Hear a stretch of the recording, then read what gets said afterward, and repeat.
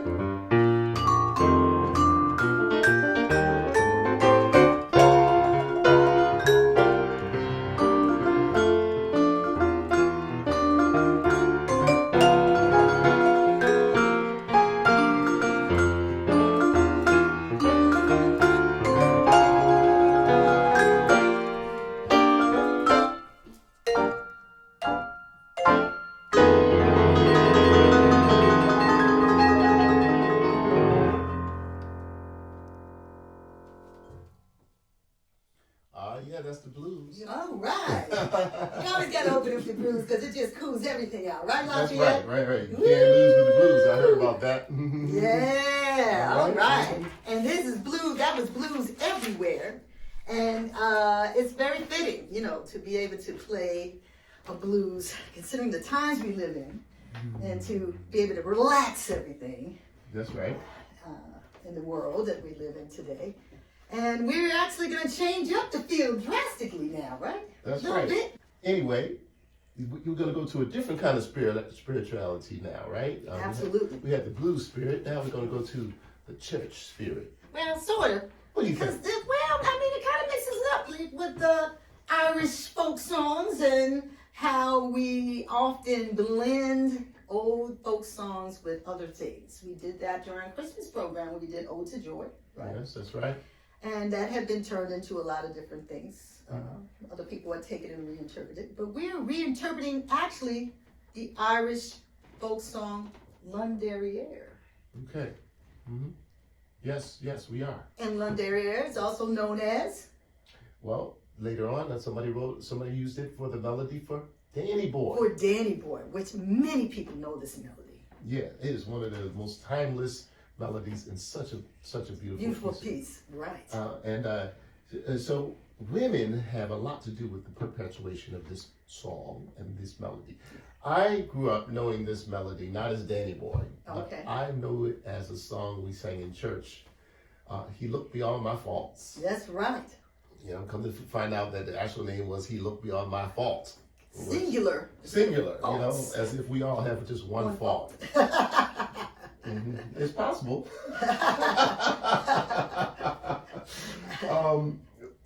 And that piece was, the words were actually redone by Miss Dottie Rambo. Dottie Rambo, who was a very noted gospel vocalist.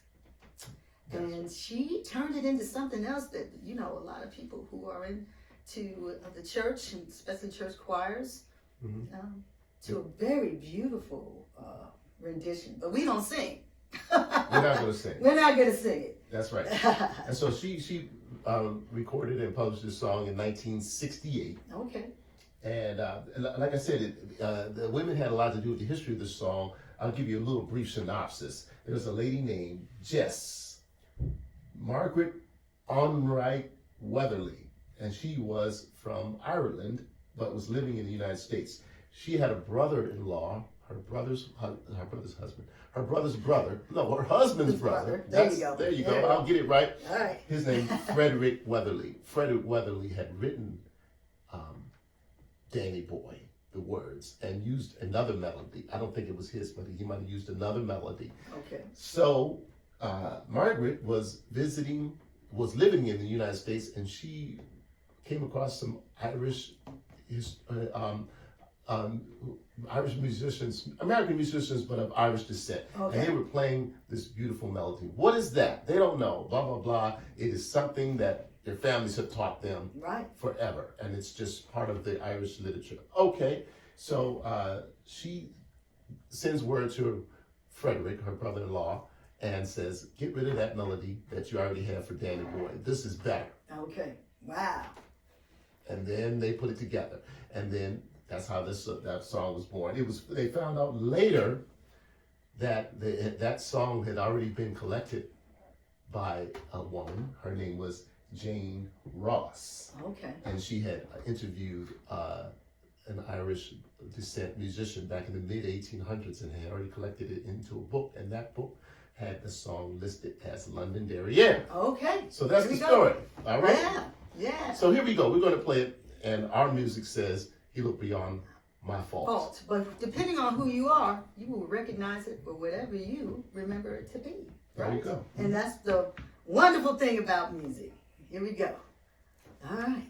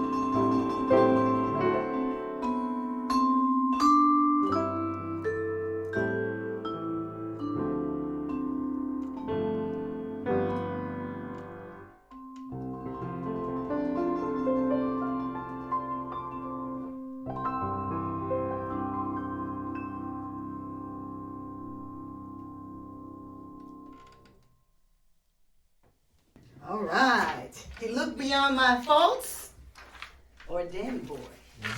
All right. Very good. Love that melody. You almost have to get over it. All right, yeah. So pretty. It's like, oh, we need a little pause after that one. Oh, okay. Pass the tissue. That's right. Pass the tissue. That's right. Okay. So we're gonna go on. We're gonna go on. We're gonna go on to the next piece. Yeah, we're talking about a song written for a wonderful lady. Yes. The wife of Sam Rivers. Sam Rivers was an extraordinary horn player. He wrote a piece for his wife. In fact, we have a couple of pieces that were written for spouses, and this is the one we're going to start with.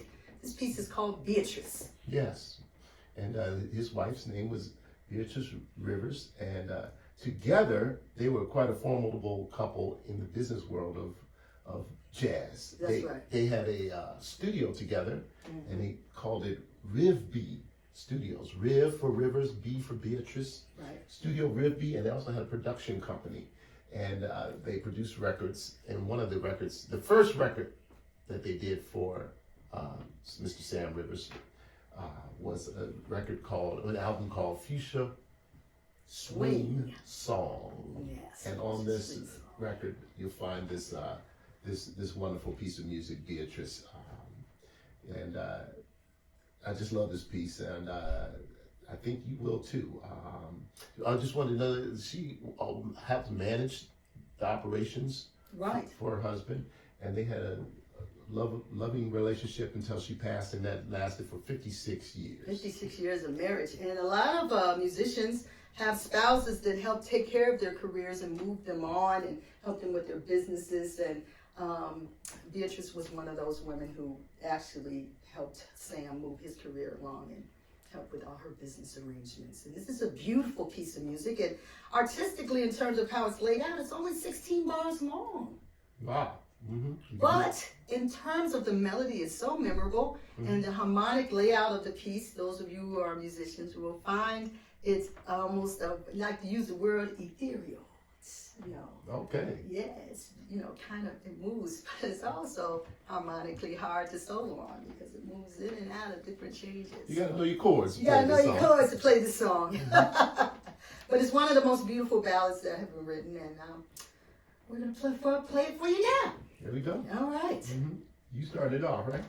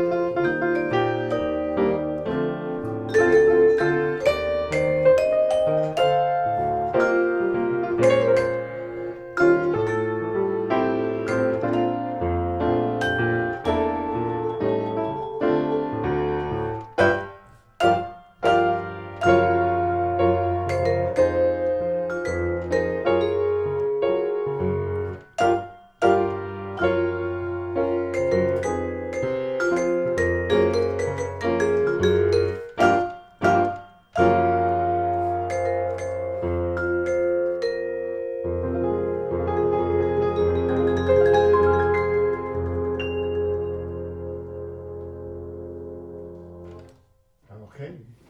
Future Swing Songs. Future Swing Song, the piece is Beatrice from a Sam Rivers recording. There we go. There we go. All right. Very good. Very good. All right. So we're going to change it up again.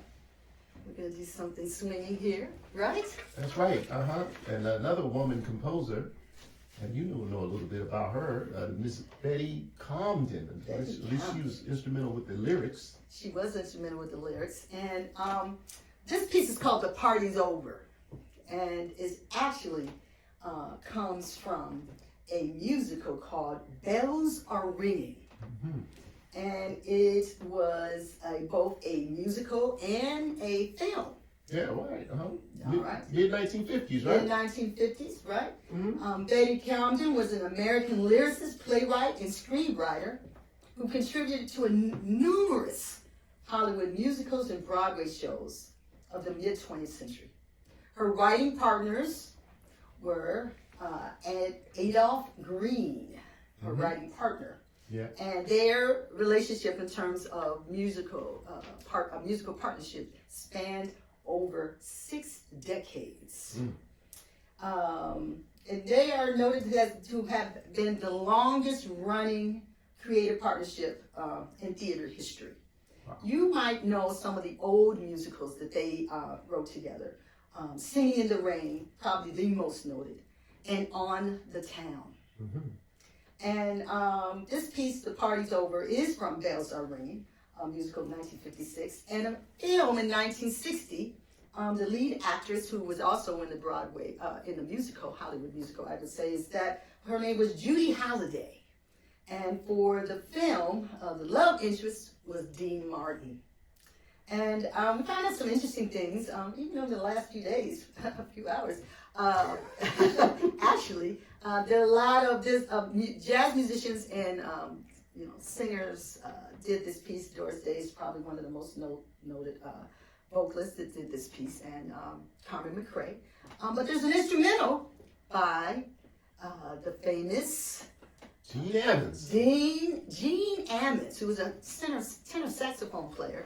And that's the piece that I listened to for improvisation and their interpretation of this beautiful melody. And when I was looking at the recording that he did with this recording, I was curious as to who the piano player was. And I was like, wow, what was the piano player? Well, so I got online and I looked it up and found out there was actually a woman playing piano on this piece. Check that out. And I had never heard of her. Her name was Patty Brown. And I looked her up, and she actually had records. She has records out. She's from Seattle, Washington. And she played with a lot of great people. Besides Gene Ammons, she played with Quincy Jones's big band and Oliver Nelson's big band. She didn't get very much attention, and she's a wonderful, wonderful piano player. So I want to pay homage to a pianist that most people didn't know about, including me. Until I heard this wonderful rendition. Me too. I didn't know about her. Yes. I sent you the information in the text early in the morning. Look what I found. Yeah, I was like, get some sleep, Cecilia. well, yeah, but I was just, sometimes I get up early in the morning and I do listen to music. And she's from Seattle, huh? She's from Seattle. Oh, okay. So I know she must have known Ernestine Anderson, who was living in Seattle as well. Yeah. I knew this piece from Ernestine Anderson. Oh, okay, she sang the piece. She sang it, and we recorded and on a couple of CDs ago. Okay. Yeah. Okay. All right. Well, we picked it because there was a woman involved with the lyrics, and then we found out a woman actually contributed, in terms of her improvisational skills. On a Gene Ammons recording. I'm looking forward to listening to that. Oh, yeah, yeah. So this is called The Party's Over. Let's get it going. All right.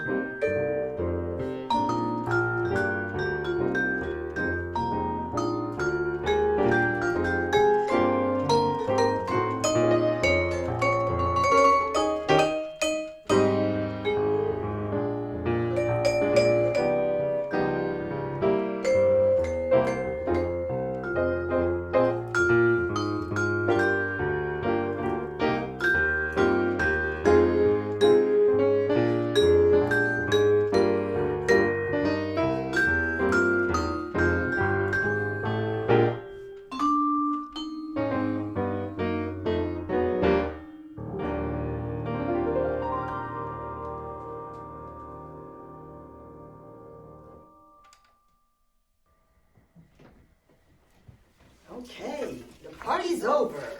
Oh, Ooh, it is. it's a play on words there, isn't it? Mm-hmm. We're going to keep the party going. We're going to keep the party going. Yes, yes. All right. And we're actually going to do an original by you. an original composition by yours truly, Cecilia Smith.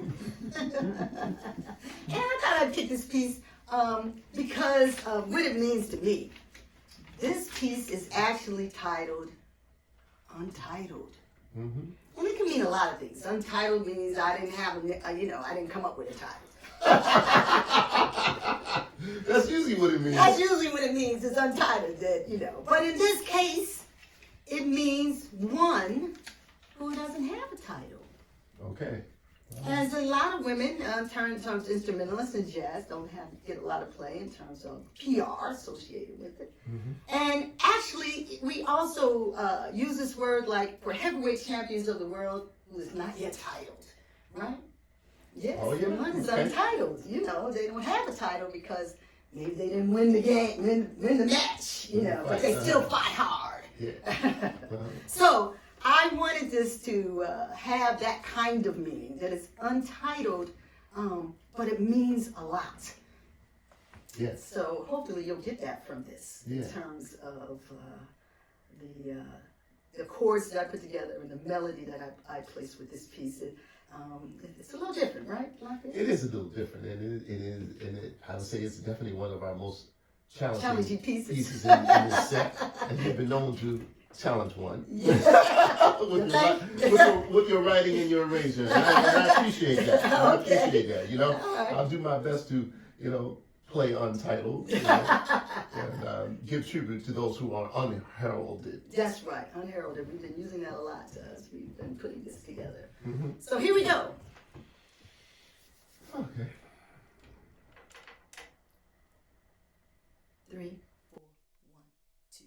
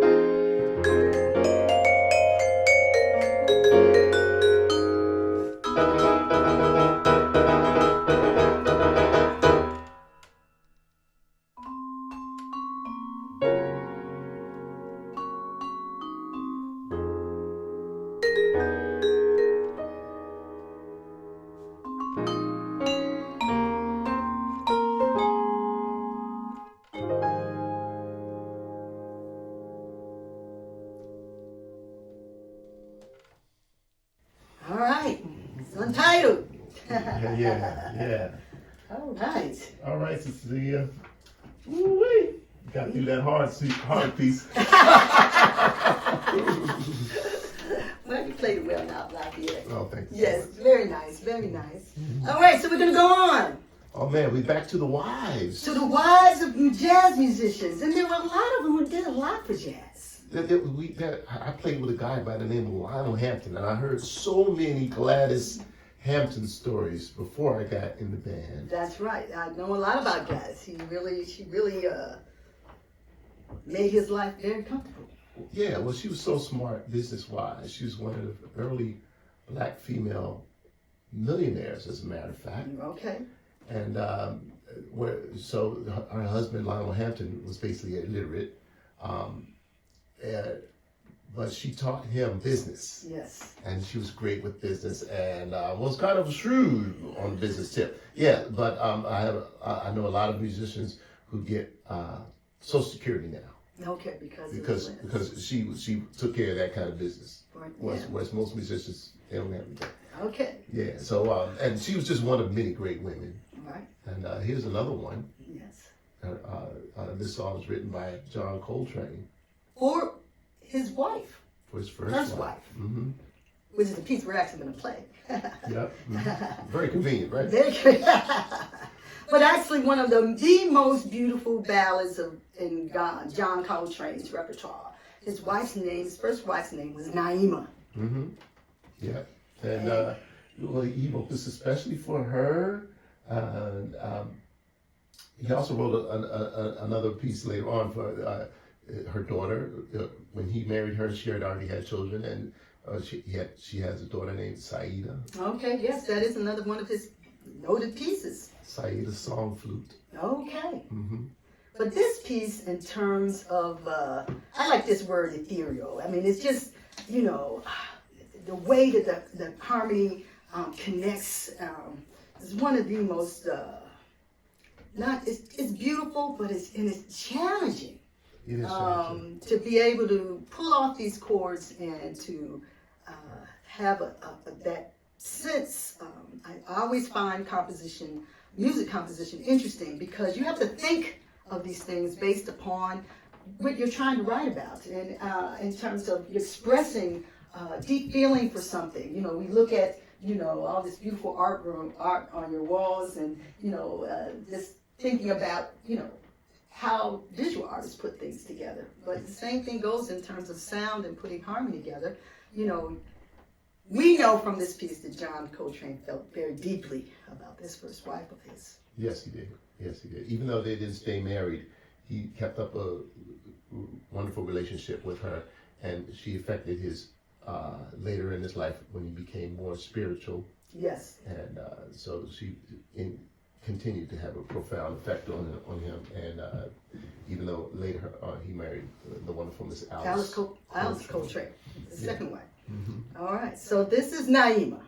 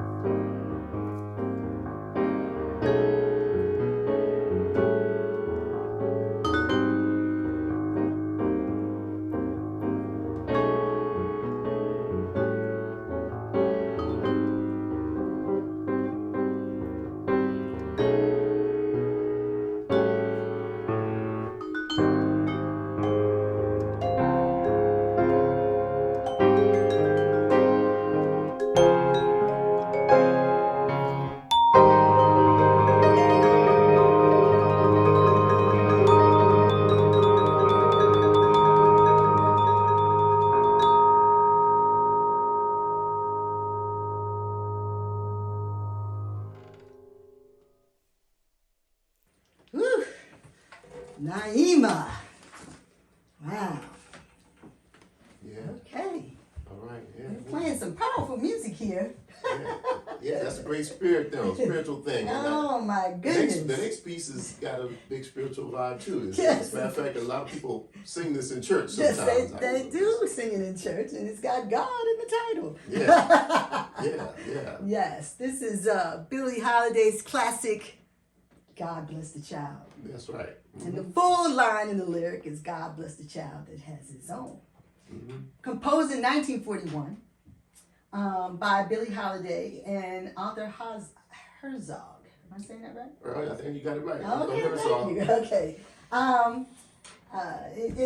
Historically, it has some meaning for Billie Holiday because she actually financed her mother's restaurant. Mm-hmm. She was making some money, huh? Yeah, I guess she was.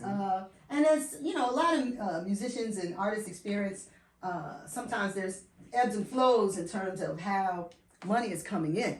Mm-hmm. And when Billie needed some cash, her mother turned her down with harsh words, and harsh words were exchanged between the two of them.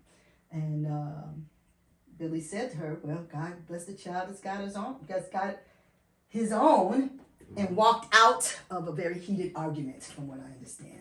Okay. She stayed angry for 3 weeks, and before the whole song fell into place in her mind. And a lot of musicians do write upon the experiences that they have. Mm-hmm. And she rushed down. It says that she rushed down to the village and met Arthur Herzog, who picked it out on the piano as she sang to him, as a lot of vocalists do. They hear songs and they say, I hear this and I hear that.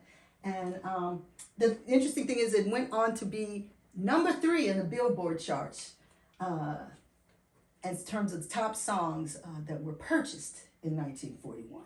Wow, okay. Yeah. Mm-hmm. So this is Billie Holiday's God Bless the Child That's Got His Own. Mm-hmm. All right.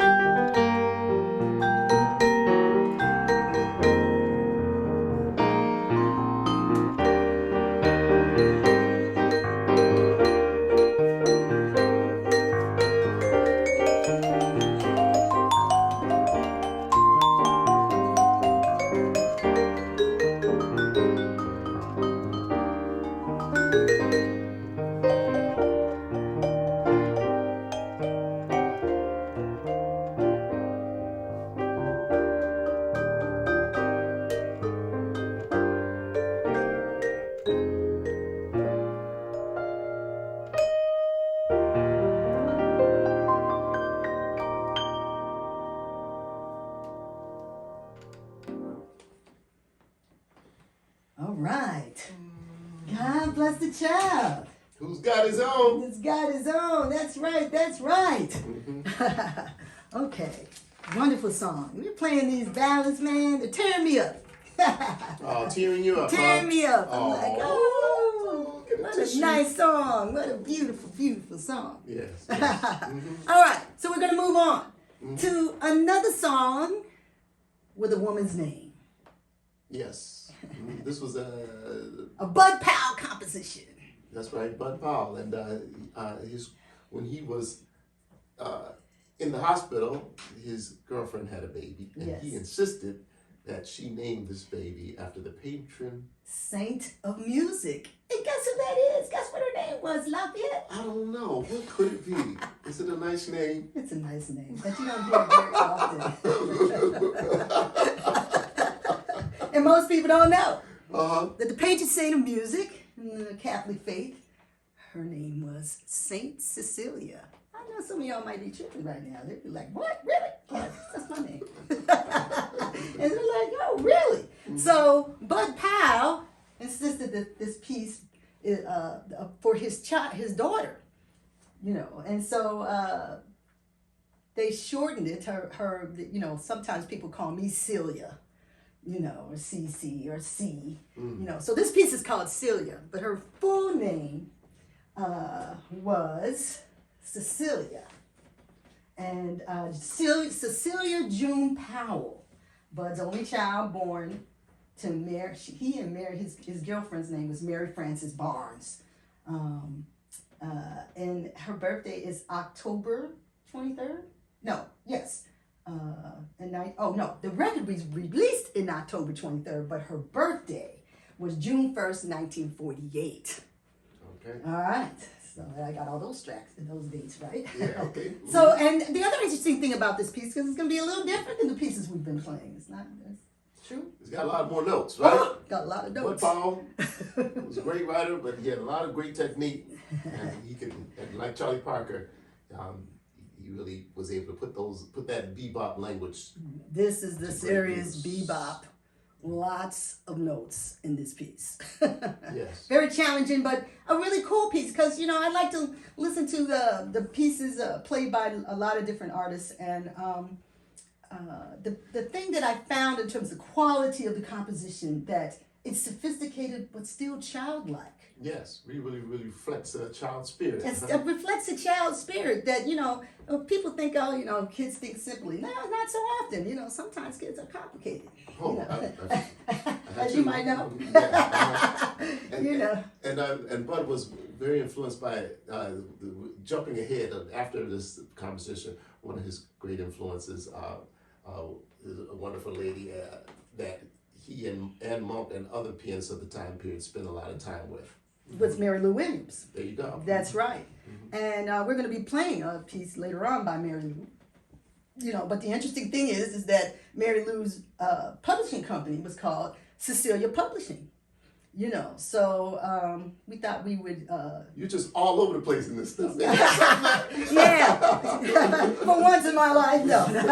That when you put it all together like that, you know, there's other famous songs. Simon and Garfunkel had a song called Cecilia. Is that right? Yeah. Oh yeah, I think I remember. I can hear it. Yeah, you can hear Cecilia. You're breaking my heart. Oh. You're shaking my confidence daily.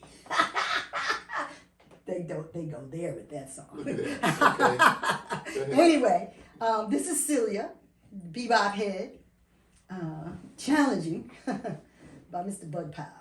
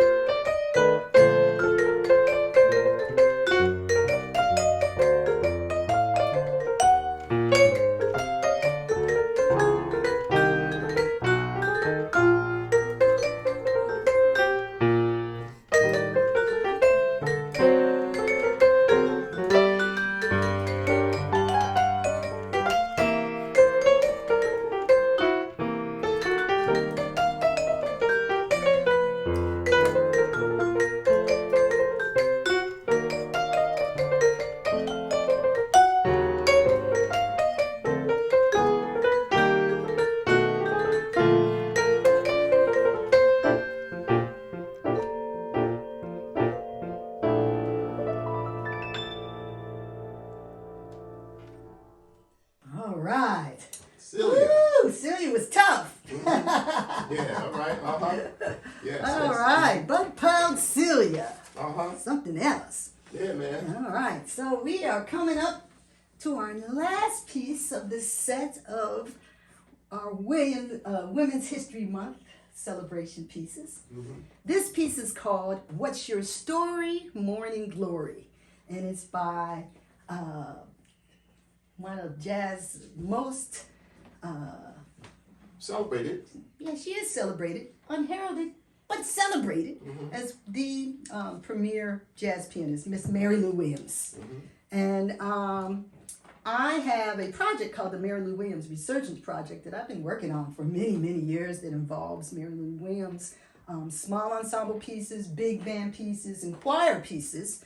We've performed all over the country, including the Kennedy Center.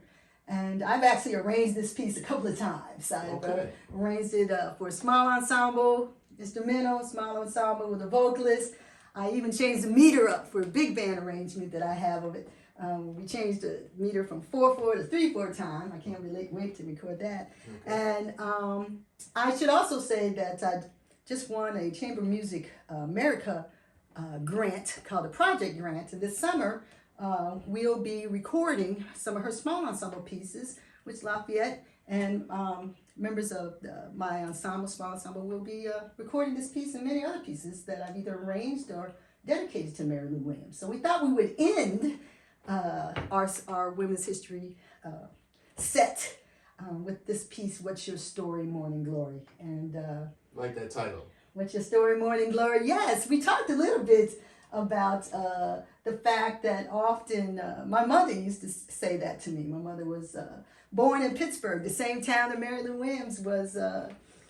She was born in Georgia, but she was raised in Pittsburgh. Okay. And it's a play on words. The morning glories, of course, are flowers.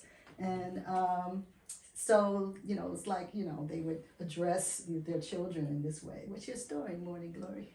Oh, so beautiful. Yeah. Yeah. And the other thing about this piece that it's a blues in D flat. Yeah, very popular key. Those of you who are musicians, you're probably laughing right now because it is not a popular key. But we talked about this piece that's written in that's a blues written in a key that you don't normally hear. Yeah. But I played it in other keys. This piece? Yes. Oh, okay. Because when I do it with a vocalist, they want to change the keys up on you. Good old vocalist. You love them. Yeah. But I always like it best in this key because it makes you explore blues in another key that you would not normally do. And it's a beautiful melody. Yeah. So we're going to end with this piece, and I hope to see you all again. As you know, we have a lot of these concerts that we have online, and I hope that you look us up, especially on Lafayette's site. I also have a new YouTube site called the Cecilia Smith 1 on YouTube. There's only one piece on it right now, but we're going to be rolling more things out in the future, right? That's right. We'll be adding to it, so check us out on YouTube. Lafayette has his own channel on YouTube, and what else? We got so many things. We got Facebook, we got Twitter accounts, we got Instagram. We did TikTok last week. TikTok, all that stuff. We're out there. And check out our records. Yes. They're all still out there for sale. Yeah. So thank you very much for joining us today, and we hope to see you in the future with one of our sets. All right, here we go.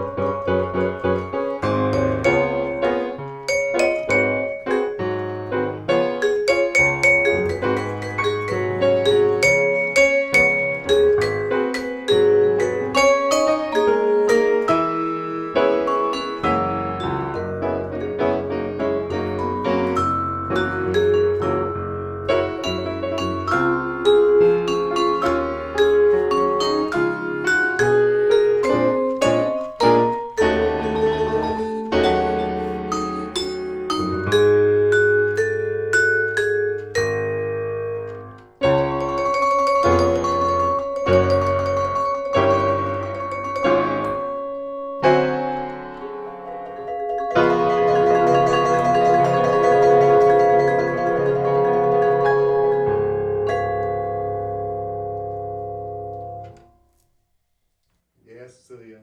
It's been a pleasure. Thank you. That was fun. Yeah.